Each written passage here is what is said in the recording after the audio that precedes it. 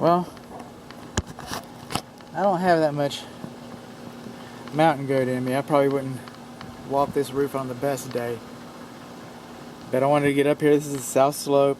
I wanted to see the edges and see the rain gutters holding water right there. I wanted to see the edges, and they're sealed down. That tells me that this roof is not very old.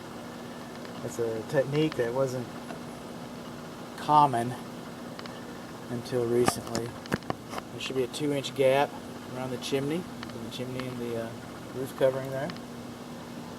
But and there's a colloquialism. Did I pronounce that right? Inspector colloquialism. All roofs look good when they're wet. And the roof looks good. It's wet. But this is the south slope. It's where it takes most of the beating. One reason why I wanted to look up here. I wanted to make sure that we had a cricket behind the fireplace. Wooden chimney chase with a cap. Looks good. Ridge vents. We got about 2 inches here. There's about 2 inches there. But around the chimney, no. And the faux dormer over the front of the house, no, not there. And then this satellite dish, and that's like a sail. When the wind blows, it goes. It's gonna like take your siding with you.